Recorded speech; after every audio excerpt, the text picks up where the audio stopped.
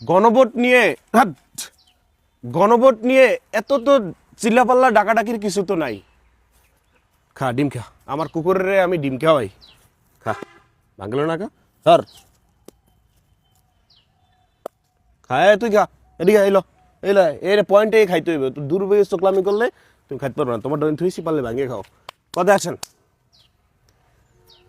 গণভোট নিয়ে এখন এত কথাবার্তা, মানুষ শুনতে শুনতেও বিরক্ত যে কি সারাদিন গণভোট গণভোট, সংসদে গণভোট, মিছিলে গণভোট, শাহবাগে গণভোট, টিএসসিতে গণভোট, কমেন্টে গণভোট, মানুষের মুখে গণভোট গণভোট গণভোট। হ্যাঁ কি একটা শুরু করছে বিষয়টা এরকম।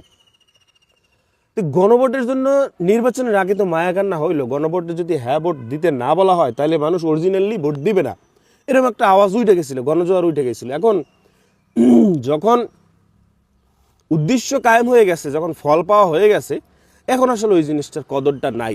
এখন এই বিএনপিরে আপনি কি দিয়ে বুঝাইবেন যে আপনারা কিন্তু বিএনপির লোকই, জামাতের লোক বাদ দেন, এনসিপির বাদ দেন, গণ অধিকার বাদ দেন, এবি পার্টি বাদ দেন, চরমনাই বাদ দেন, সব বাদ দিয়ে একদম সলিড পিওর বিএনপির লোকের কাছে আপনি যান, জিজ্ঞেস করেন, তারাও বলবে যে হ্যাঁ বিএনপি কিন্তু এটা কিন্তু তেরামি করছে, এটা কিন্তু একটা গাদ্দারি করছে।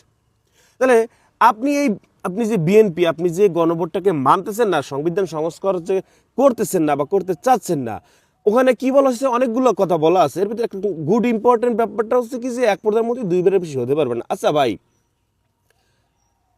এক প্রধানমন্ত্রী দুইবারের বেশি হতে, আপনার যদি জনগণ যদি আপনার ভোট দেয়, এ ভাই জনগণের জন্যই তো সংবিধান নাকি? জনগণই তো সংবিধান তৈরি করছে নাকি?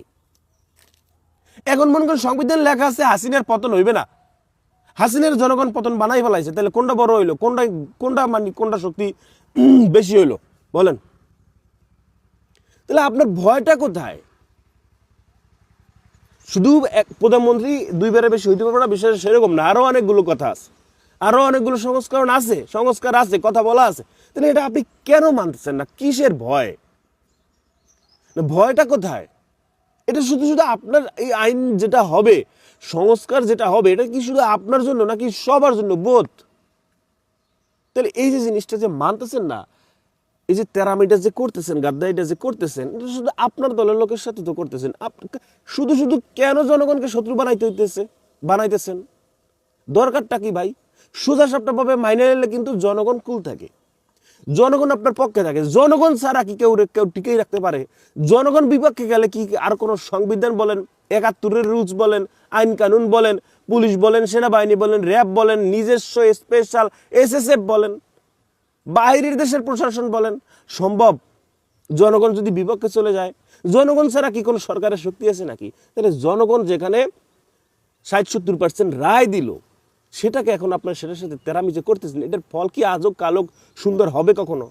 আপনারা এখন আপনার নিজে গণভোটে হ্যাঁ ভোট চাইছেন, এখন সেটার আপনার কোর্টে পাঠান, এখন সেটার জন্য আপনারা ওই কথা বলতে চান না, এখন সেটার জন্য কমিটি গঠন করান, এখন সেটার জন্য কত তালবাহানা করেন, আইন দেখান, নিয়ম দেখান, ডিরেক্ট তেরামি করতেছেন। এই তেরামির ফল না, আমরা বিপক্ষে বলে তো লাভ নাই, জনগণের পক্ষে কথা বলতে পারলেই দায় সারি, বাচ্চাটার কোনো সুযোগ নাই, অপশন নাই। জনগণের জাস্ট ঠান্ডা মাথায় রাজনৈতিক পাওয়ার, নতুন মানে চেয়ারের পাওয়ার, নতুন জামা কাপড়ের পাওয়ার, নতুন অধিবেশনের পাওয়ার, এই মানে একটা শরীরে ইয়ং একটা ভাব, এইগুলো বাদ দিয়ে যখন একটু নিন্দ্রায় যাবেন, মাথাটা যখন বালিশে ঠেকাবেন, তখন একটু চিন্তা করেন যে আসলে কি আমরা জনগণের সাথে তেরামি গাদ্দারি করতেছি নাকি ঠিক পথে আছি? এটা একটু নিজের কাছে একটু প্রশ্ন করেন।